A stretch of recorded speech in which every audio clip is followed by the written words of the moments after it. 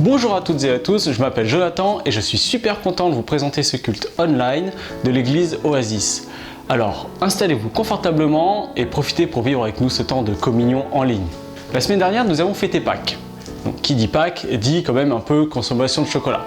Et oui, même en période de confinement. Voilà maintenant un peu plus d'un mois que nous sommes dans cette situation. Et évidemment, le flux d'actualité va s'adapter à ce changement. Il y a par exemple la presse, les créateurs de contenu sur YouTube, n'importe quel article que vous allez rencontrer en ligne va plutôt parler de notre situation de confinement. Personnellement, j'ai remarqué qu'il y avait beaucoup d'articles en lien avec l'alimentation. Par exemple, comment faire son pain tout seul chez soi, comment adapter son alimentation à une situation de confinement, comment rester en bonne santé dans une situation de confinement. Voilà, vous avez à peu près compris le truc. Et c'est vrai que ce sont des questions légitimes. Ne serait-ce que d'un point physique ou psychologique, on sait que notre alimentation peut beaucoup influencer. Mais qu'en est-il de notre alimentation spirituelle ? Je vous invite à prendre votre Bible et à lire en Deutéronome chapitre 8, les versets 2 et 3. C'est un passage où Moïse va donner les dernières instructions qu'il a reçues par Dieu au peuple d'Israël devant la terre promise. « Souviens-toi de tout le chemin que l'Éternel ton Dieu t'a fait faire pendant ces 40 années dans le désert. Il voulait t'humilier, te mettre à l'épreuve pour connaître les dispositions de ton cœur et savoir si tu respecterais ou non ses commandements. Il t'a humilié, il t'a fait connaître la faim et il t'a nourri de la manne que tu ne connaissais pas et que tes ancêtres non plus n'avaient pas connue, afin de t'apprendre que l'homme ne vit pas de pain seulement, mais de tout ce qui sort de la bouche de l'Éternel. » Israël est passé par l'épreuve. Pendant des années, il a tourné dans le désert. 40 ans, imaginez. Et eux ne savaient pas en fait qu'ils allaient tourner pendant 40 ans. On est à peu près dans la même situation. On est enfermé entre 4 murs pour une situation et dans une durée indéterminée. Donc ça reste compliqué aussi. Alors évidemment, oui, notre situation est moins difficile. On a le droit de sortir, on peut aller faire ses courses, on peut aller marcher, même faire du sport. On peut aller promener son chien si on a envie. Mais tout comme Israël, nous pouvons aussi nous nourrir de la meilleure nourriture qui soit. La nourriture spirituelle, la parole de Dieu. Dans 1 Pierre 2, il est écrit que la parole est un lait spirituel pur pour la croissance dans votre foi. En Hébreux 5, il est écrit que c'est une nourriture solide. Profitons donc de ce temps de confinement pour affiner notre alimentation. Car de la même manière que la nourriture nous apporte le bienfait et la santé physique et psychologique, et parfois même la joie, la nourriture spirituelle peut nous amener tout cela aussi. C'est pourquoi je vous invite à louer, à adorer Dieu et à le chanter de tout votre cœur avec les chants qui vont suivre.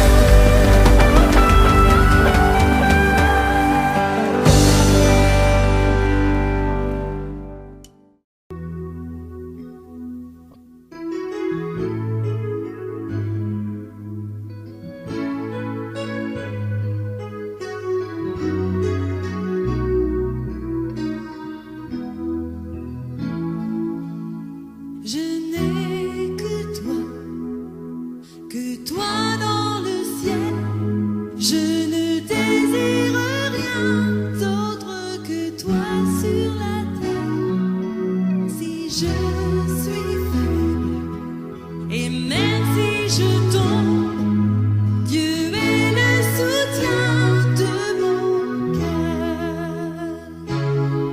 Je n'ai que toi dans le ciel. Je ne désire rien d'autre que toi sur la terre. Si je suis faible, et même si je tombe, Dieu est le soutien de mon cœur. Dieu, tu es le soutien de mon cœur, mon héritage et mon plus grand bien.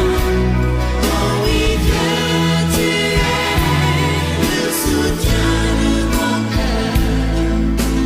Près de toi, je me sens bien. Mon cœur était plein d'amertume. Je perdais la raison et je n'y voyais plus rien. Mais Dieu s'approcha pour me saisir la main. Dieu est le soutien de mon cœur. Dieu, tu es le soutien de mon cœur, mon héritage et mon plus grand bien. Oh oui, Dieu, tu es le soutien de mon cœur. Près de toi, je me sens bien.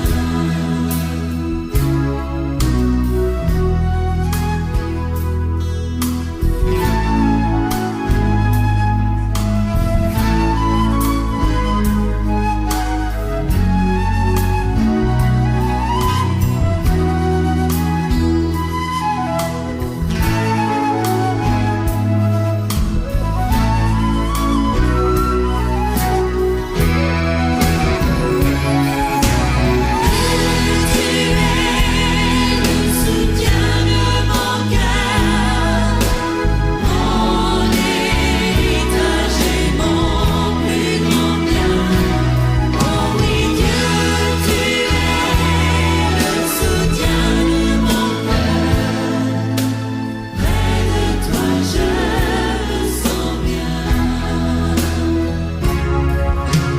Dieu, tu es le soutien de mon cœur, mon héritage et mon plus grand bien. Oh oui, Dieu, tu es le soutien de mon cœur. Près de toi, je me sens bien. Près de toi, je me sens bien.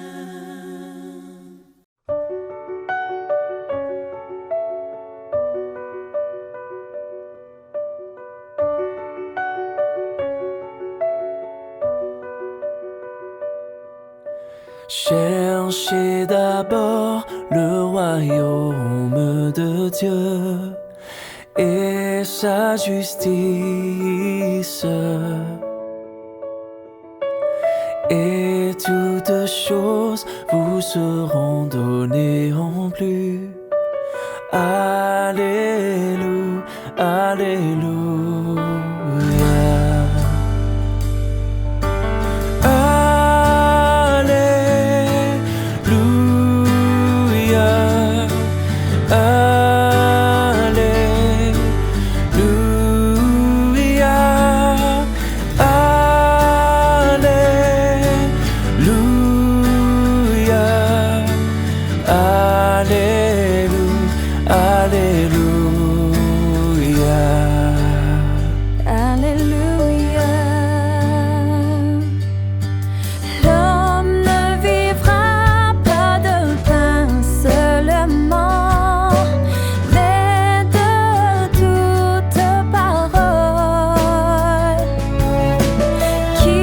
Sortira de la bouche de Dieu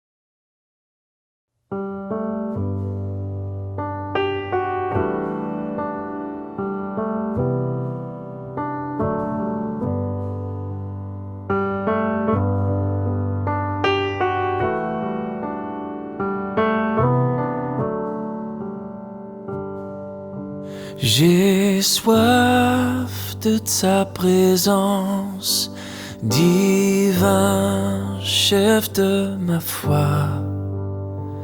Dans ma faiblesse immense, que ferais-je sans toi? Chaque jour, à chaque heure, j'ai besoin de toi. Viens Jésus et demeure auprès de moi.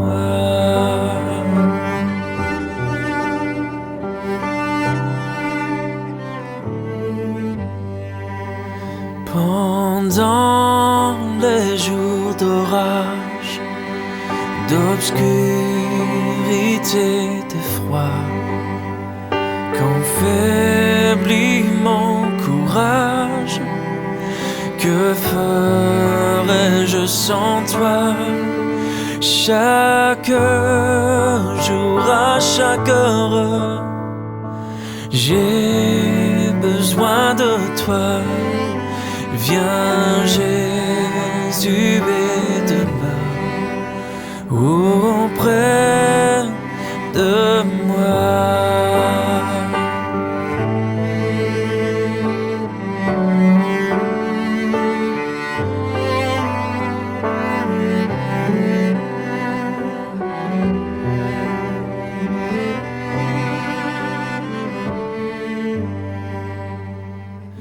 Oh Jésus, ta présence, c'est la vie et la paix dans la souffrance et la vie à jamais. Chaque jour, à chaque heure, j'ai besoin de toi. Viens Jésus et demeure auprès de moi. Chaque jour, à chaque heure, j'ai besoin de toi. Viens Jésus et demeure auprès de moi.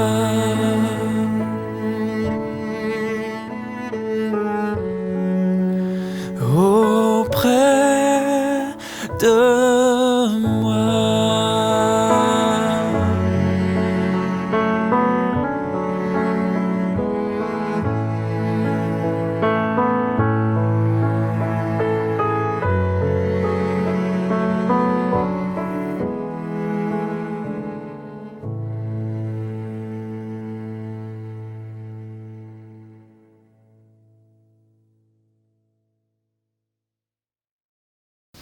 C'était J'ai soif de ta présence, interprété par Sébastien Demeret et accompagné par Jimmy Lahaye.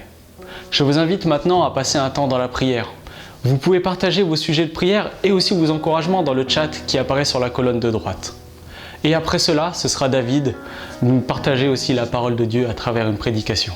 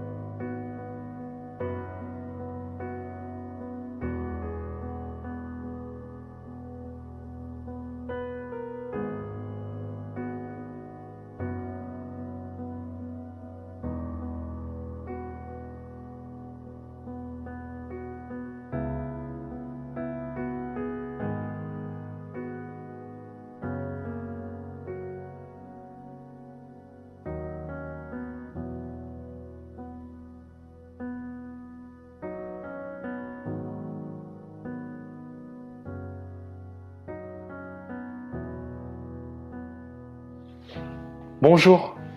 En ce début de semaine, nous avons fêté Pâques et pour résumer Pâques, je pense à ce verset dans Apocalypse, chapitre 1, verset 18, où Jésus dit « J'étais mort et voici, je suis vivant au siècle des siècles ».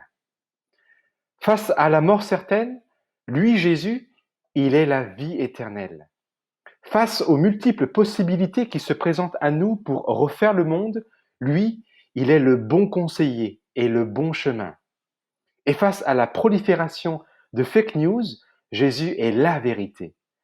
Et les vérités de la Bible nous dépassent car elles sont divines et elles traversent les siècles et les générations. Dans le verset 1 de Romains chapitre 8, il est écrit qu'il n'y a maintenant aucune condamnation pour ceux qui sont en Jésus-Christ. En Jésus, nous avons une vie complète. C'est ce que je me propose de faire maintenant en parcourant ensemble 3 dimensions de notre vie. Être en Jésus, c'est comme franchir un pont vers la vie spirituelle. Être en Jésus, c'est acquérir la vie éternelle. Et être en Jésus, c'est vivre la vraie vie, impérissable, accueillante et affermie. Pâques, c'est un franchissement vers une vie spirituelle. Ce mot issu de l'hébreu, Pessa, qui signifie le passage, c'est passer des ténèbres à la lumière. Jésus dit « J'étais mort et voici je suis vivant ». C'est comme passer des profondeurs du fond de la terre au bleu du ciel. Dans l'histoire de l'humanité, le ciel étant le synonyme d'éternité, le ciel est inaccessible. D'ailleurs, on a cru que c'était une bonne idée de construire une tour pour l'atteindre. Mais les hommes de Babel ont bien compris cette impossibilité. Ils en ont même perdu leur latin. Cependant, Dieu dit dans la Bible que même si 2 ou 3 sont assemblés en son nom, il est présent au milieu d'eux. C'est Matthieu chapitre 18, verset 20. Il rend ainsi accessibles les richesses du ciel, car en fixant les regards vers le ciel, on peut voir la gloire de Dieu et même, comme Étienne, on peut voir Jésus debout à la droite de Dieu. L'événement majeur qu'est la résurrection du Christ révèle, et c'est une image, que le ciel est ouvert. Jésus qui vient du ciel est envoyé par le Père. Le ciel est donc son monde et cette réalité échappe à la mort. C'est bien à travers Jésus ressuscité que se réconcilient le ciel et la terre. On n'a pas besoin de gratter le ciel avec la construction de tours immenses pour chercher à déloger Dieu de son trône. Le ciel n'est pas une rêverie qui est hors du réel. En revanche, le ciel sera un jour notre demeure ultime, comme l'indiquent les Écritures. En attendant, malgré cette situation forcée, les croyants demeurent toujours en communion avec le Seigneur. D'ailleurs, cette situation nous impacte tous bien au-delà de notre petit univers solitaire et casanier. Il touche la vie familiale parce qu'il faut porter davantage attention aux plus fragiles. Il touche également le travail parce qu'il faut bien continuer à répondre au patron ou aux collègues pour être toujours rémunéré, etc. Ce confinement est devenu un défi sur ce qui est important et personnel au regard de Dieu. Il nous met donc au défi. Il te met au défi d'entretenir non seulement ta vie personnelle, mais le plus important, il te met au défi d'entretenir ta vie spirituelle. On dirait que Dieu fait tout pour te questionner sur l'état de santé de ta vie spirituelle. Si l'extérieur de chez toi n'est que futilité, l'intérieur de chez toi doit être un havre disponible pour apprendre davantage sur quelque chose que tu ne connais pas ou peu. J'ai appris récemment des choses intéressantes sur la vie confinée dans un sous-marin. Tu sais que l'équipage d'un sous-marin fait des missions, des exercices qui durent de 1 à 2 mois sous l'eau, sans toucher la terre ferme et souvent sans remonter à la surface. Il y a donc une centaine de personnes qui vivent étriquées dans cette immense boîte métallique et tout devient vite très compliqué.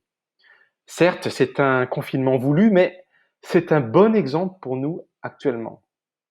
Un des officiers avouait dans un article de journal que pour passer le temps, une chose vraiment cool qu'on peut profiter de faire dans un sous-marin, c'est qu'il y a du temps libre pour apprendre des choses qu'il ne connaissait pas auparavant. Cette personne, d'ailleurs, a du coup appris à jouer de la guitare aux côtés d'un autre marin guitariste. Et depuis ce moment, cet officier sait jouer par cœur cet instrument et il apporte à sa propre guitare pour l'apprendre à l'équipage suivant. Ça a du bon parfois le confinement, non? Du moins quand ça dure pas trop longtemps. Ce qu'on a appris, on l'enseigne ensuite à quelqu'un d'autre. Ça, c'est une des facettes fascinantes de la vie spirituelle d'un chrétien qui est avant tout un disciple qui transmet les valeurs et les enseignements de son maître autour de lui. Ainsi, en tant que chrétien, tu as reçu la vie éternelle. En Jésus donc, tu franchis un pont vers une vie spirituelle et maintenant, en Jésus, tu as la vie éternelle. Mais qu'est-ce que la vie éternelle selon la Bible? Dans la Bible, l'expression vie éternelle est réservée à celui qui croit au Fils de Dieu. Elle est donc réservée aux croyants. Elle lui est communiquée lors de sa conversion. Dans les versets de Jean chapitre 1, il est dit, en parlant de la lumière venant de Dieu, à tous ceux qui l'ont accepté, à ceux qui croient en son nom, elle a donné le droit de devenir enfant de Dieu. C'est une nouvelle naissance, c'est une vie nouvelle. Celui qui est né de nouveau est donc appelé fils de Dieu. Premièrement, cette nouvelle identité est bien une vie nouvelle. Ensuite, cette vie éternelle présente une deuxième facette. La Bible dit que la vie éternelle, c'est que tous connaissent le Père, lui le seul vrai Dieu et celui qui l'a envoyé, Jésus-Christ. Jean chapitre 17, verset 3. Ainsi donc, si on connaît Jésus, si on le porte dans nos cœurs, Dieu nous fait toucher la présence anticipée du ciel. Est-ce que tu te rends compte de cela? Dieu a bel et bien visité l'humanité et Dieu a bel et bien métamorphosé la face de l'humanité d'une manière irréversible. Si je peux me permettre une comparaison, on ne peut pas se dispenser de ce que Jésus a fait pour l'humanité comme on ne peut pas se passer maintenant d'Internet, du Wi-Fi, des livres ou des relations humaines. Sa victoire éclatante sur la mort est définitive et elle est acquise pour toi et pour moi grâce à l'œuvre de Jésus sur la croix. Ce fait est décrit dans de nombreux passages de la Bible, comme par exemple au chapitre 6, verset 9 de l'Épître aux Romains, il est écrit que la mort n'a plus de pouvoir sur lui, sur Jésus. Ensuite, la victoire sans appel du Christ sur la mort, eh bien, ce sont les millions, qu'est-ce que je dis? Ce sont les 2,5 milliards de croyants du monde qui peuvent témoigner de leur vivant que le Seigneur Jésus-Christ est ressuscité dans leur vie. Il est donc impossible que cela soit une hallucination collective. En mourant à la croix, il a ôté mes péchés. En revenant à la vie, il a donné la possibilité, la grâce et l'assurance d'avoir la vie éternelle, car quiconque croit en lui a la vie éternelle. Dit autrement, dans un autre passage de la Bible, dans Hébreux 7, verset 16, il y a une vie impérissable que nous avons dans la présence de Jésus. La vie éternelle en connaissant Jésus, c'est cela, c'est une vie indéfectible que personne ne peut normalement enlever. On devrait être dans la joie, non? En fait, cette joie est parfois un peu gâchée car il y a un ennemi qui est tapi dans l'ombre. Le temps. Le temps qui passe. Le temps qui nous ennuie jusqu'à la mort. Ce n'est pas pour rien que Dieu veut nous donner la vie éternelle, une vie future dont les effets du temps sont nuls. Mon propos ici n'est pas de promouvoir le transhumanisme ni la recherche d'un sérum qui ferait rajeunir, ni de promouvoir l'activisme qui aliène, mais te rendre compte que si tu ne sens pas le temps qui passe, c'est que tu vas faire quelque chose qui te convient, que tu es en train d'exprimer ton talent ou ton aptitude dans un domaine particulier. À quel moment d'ailleurs, lors de quelle activité, ne vois-tu pas le temps passer? Les amoureux pourraient en témoigner. Une pause dans une journée en l'absence de l'autre moitié semble une éternité. Parce que l'amour est une source qui a toujours soif. Il y a bien d'autres situations possibles et je te laisserai à loisir y réfléchir. Note ces activités que tu as remarquées et travaille ces facultés particulières qui sont certainement des aptitudes bien utiles pour ton bien et l'édification des autres. Aujourd'hui, du fait de rester chez soi, Nous sommes sur notre balcon à l'extrémité du chahut du monde pour mieux réaliser que la vie et notre temps passé sur Terre sont précieux. Il y a des choses essentielles dans la vie. Et une des choses essentielles, et qui devrait nous convenir, cette chose est de connaître Jésus. Et connaître Jésus, c'est toucher du doigt l'éternité. C'est faire la volonté de Dieu. Dans ces circonstances particulières que nous vivons, c'est l'occasion de le connaître véritablement. Actuellement, tout nous contraint à nous mettre à l'écart des choses qui occupaient auparavant énormément notre esprit. Profitons-en maintenant pour s'approprier les choses les plus essentielles, les plus véritables. Elles se trouvent dans une vie vraie. Comme on l'a vu, en Jésus, on intervient sur notre vie spirituelle. En Jésus, tu as la vie éternelle. Et maintenant, en Jésus, on peut saisir la vraie vie. Grâce à Jésus, on peut donc se poser une très bonne question. Où est ta vie, la vraie? Est-elle dans le yoga, ou bien ta vie, est-ce qu'elle est dans les méditations énergétiques, dans l'horoscope? Ta vie, est-ce qu'elle est dans certaines lectures, ou dans le loto? Ce ne sont là que des leurres qui te cachent la vraie source de la vie. Est-ce que ta vraie vie est dans les muscles, dans la santé, dans la salle de sport, dans le visionnage de séries trépidantes qui occupent tout ton temps? Ce ne sont pas dans ces lieux ou dans ces pratiques que ta vie spirituelle pourra trouver un ressourcement parfait et optimal. Actuellement, tu ne peux pas aller où tu veux. Tu es confiné, forcé à rester dans un espace délimité. Réalises-tu que si tu es actuellement en vie, non malade du Covid-19 par exemple, c'est une grâce de Dieu. Le monde tourne autour de toi et il tourne même sans toi. Du coup, tu peux avoir le droit de te sentir inutile à la société. Et ça, c'est un mensonge, ce n'est pas vrai. En revanche, voici quelques questions à te poser sur l'essentiel de ta vie. Que vas-tu faire du restant de ta vie? Où est donc ton éternité? Comme je le disais, on est entre quatre murs, mais ces briques ne sont pas éternelles, ni ta situation de vie qui peut prendre une direction inattendue d'un jour à l'autre. À n'importe quel moment, Dieu peut intervenir. À n'importe quel moment, Jésus peut revenir reprendre les siens. Où est ta vie spirituelle? Dit autrement, où en es-tu dans ta vie, la vraie vie, celle qui demeure en relation avec Dieu? Aujourd'hui, à contre-courant de l'actualité, Jésus dirait, en voyant la vie que tu mènes, enlève ce masque. Enlève ce masque qui t'empêche de me voir et qui t'empêche de me parler. C'est une image, bien sûr, mais comment veux-tu battre le diable à plate couture en restant ainsi avec de tels camouflages?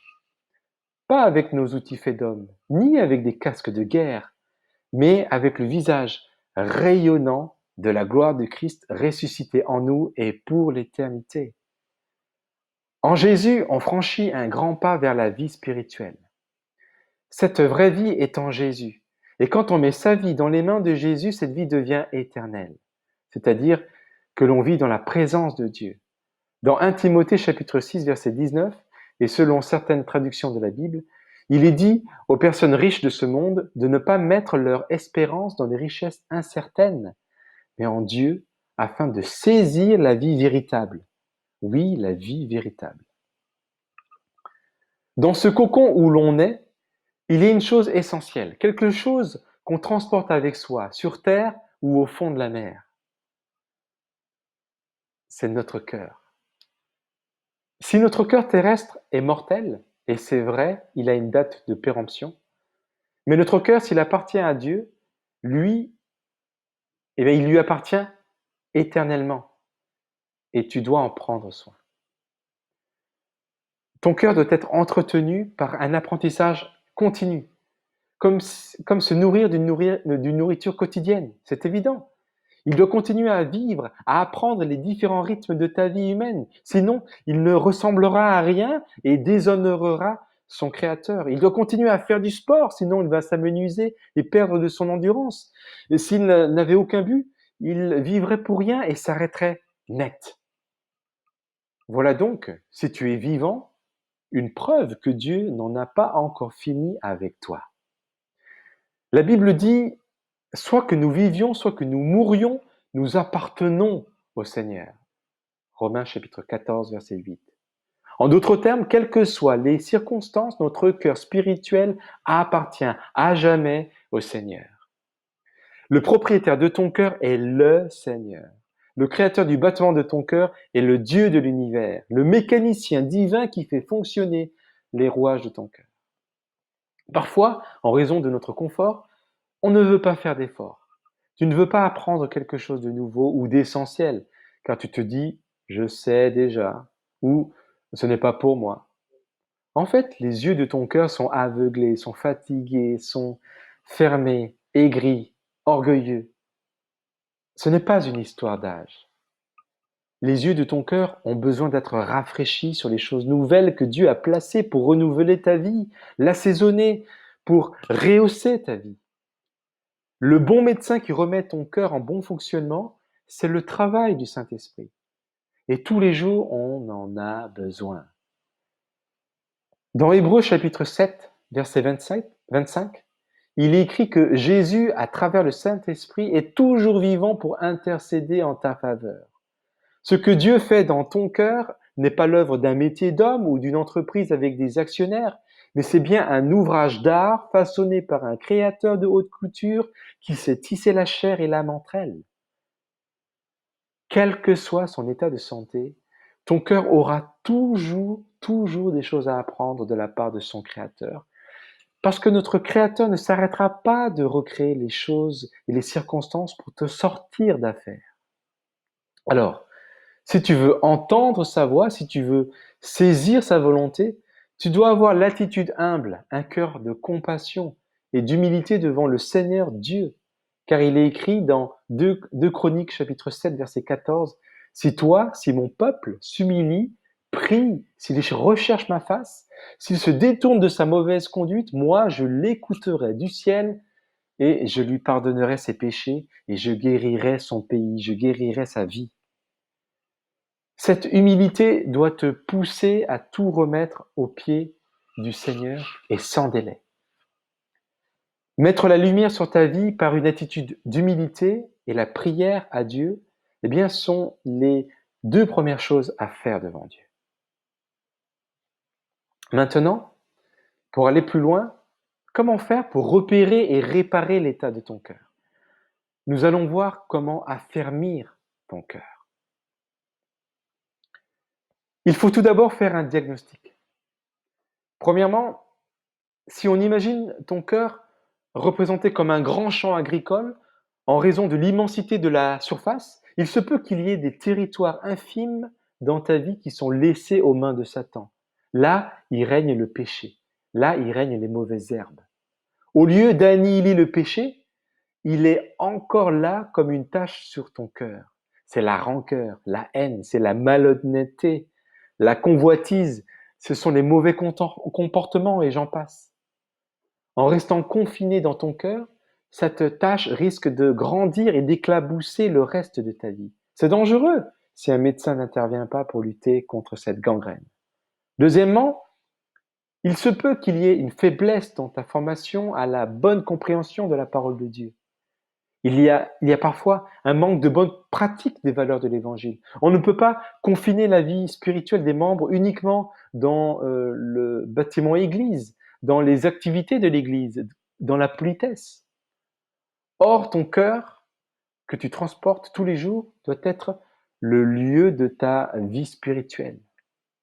Ce lieu doit être entretenu régulièrement par le souffle de Dieu, par ses visions, par son appel au pardon et par sa grâce. Ça, c'est un travail qu'on fait par la prière.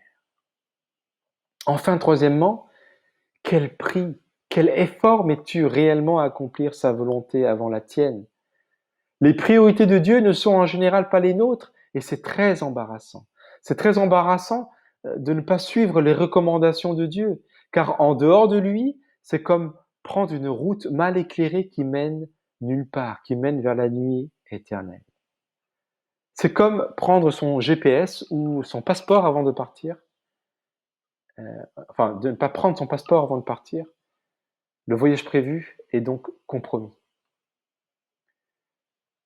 Au résultat de ces 3 diagnostics, le fait que tu laisses des territoires de ton cœur au péché, le fait que tu manques de bonnes pratiques issues des valeurs de l'Évangile, et enfin le fait que tu ne mettes pas ou peu d'efforts à ce que cela change dans ta vie, tout cela permet de révéler l'état de santé de ton cœur. Un des remèdes est de changer tes priorités. La priorité devrait être donnée aux pratiques spirituelles inspirées de la parole de Dieu. Elles ont toutes en finalité la recherche de la sainteté de Dieu à travers une pureté de vie et des pensées remplies des grâces de l'Éternel. Et ces pratiques spirituelles inspirées de la parole de Dieu exigent beaucoup, beaucoup de temps. Actuellement, on en a pas mal du temps, n'est-ce pas? Vas-tu alors suivre les directives décrites dans Hébreux chapitre 12, verset 2, de garder les yeux, les regards sur Jésus, lui qui fait naître la foi et l'amène à la perfection? Autrement dit, dans ce passage, Christ est celui qui est le meilleur exemple de foi dans la manière de penser, d'aimer les gens, de les servir, d'écouter Dieu avec sensibilité, humilité et ardeur. Tout cela se retrouve dans la Bible, qu'il te faudra bien lire sérieusement et régulièrement un jour. Certes, tu ne peux pas faire ça comme ça et tout seul. Il est également écrit dans 2 Corinthiens chapitre 13, verset 4, comme Jésus, il vivait par la puissance de Dieu. Nous vivrons avec lui par la puissance de Dieu pour agir. Jésus t'interpelle donc à ne pas laisser les secteurs de ta vie qui ne lui font pas honneur hors de son contrôle. Ensuite, il sollicite ton attention pour que tu apprennes plus de lui à travers la Bible, la prière, l'échange avec les autres chrétiens. Enfin, il s'adresse à toi pour un effort pour le servir à ton niveau et à y être assidu. Un sociologue suédois disait que la peur de l'effort est plus épuisante que l'effort même. La peur de l'effort est plus épuisante que l'effort même. Ainsi, on ne doit pas se reposer à ne rien faire, mais on doit se reposer en lui pour bien faire. Ce que Dieu demande, on doit le faire bien et jusqu'au bout. Il nous aidera à faire cela, car c'est lui notre puissance. C'est la raison pour laquelle Jésus dit avec aplomb, « J'étais mort et voici, je suis vivant au siècle des siècles. » Amen. Me voilà à la fin de mon intervention.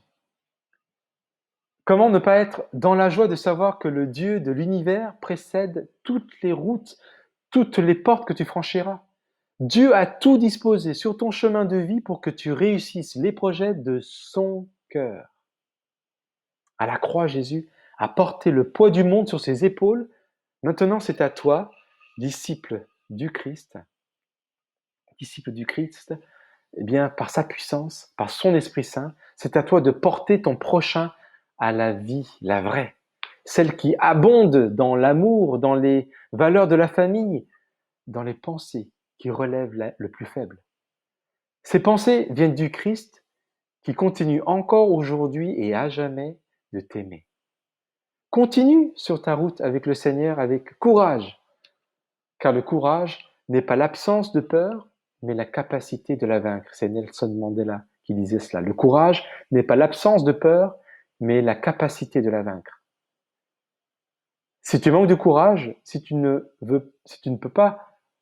aller, plus loin dans la découverte de la foi, contacte un proche qui a expérimenté le Seigneur, ou bien, évidemment, contacte l'Église et ses responsables, parce que chacun reste à ta disposition. N'hésite pas à les contacter. J'ai envie maintenant de prier avec toi. Et tu peux faire cette prière également avec moi. Prions. Seigneur Jésus, je prends mon courage à 2 mains pour te dire, viens dans ma vie. Seigneur Jésus, j'ai compris qu'en toi seul, j'ai la vie éternelle. J'ai la vraie vie. Elle abonde d'amour et de grâce, comme tu as ôté le péché du monde. Viens ôter le péché de mon cœur. Viens également habiter entièrement ma vie des pensées de Christ. Je confesse que tu en es le Seigneur et le Maître. Je te demande donc pardon pour le retard à l'allumage, à comprendre tout ce que tu me dis. Je te demande également pardon si, dans mon attitude de tous les jours, je ne te laisse pas plus de place. Sois ma vision là où personne ne voit. J'ai reçu ton amour pour moi, toi qui n'as jamais cessé de m'attendre et de m'accueillir. Que ton esprit remplisse ma vie. Amen. Sois donc dans la paix et dans la joie du Seigneur de savoir que personne ne peut te ravir ta vie en Jésus. Il est écrit dans Néhémie chapitre 8, « Ne soyez pas tristes, car c'est la joie de l'Éternel qui fait votre force. » Je prie donc que tu vives et que tu reçoives non pas la joie, mais sa joie que personne, encore une fois, ne peut te ravir. Jusqu'aux confins de la terre, Jésus n'oublie personne et il prend soin à sa manière de ses enfants. Oui, la force et la joie de Jésus sont avec toi, toujours. Amen et bon dimanche.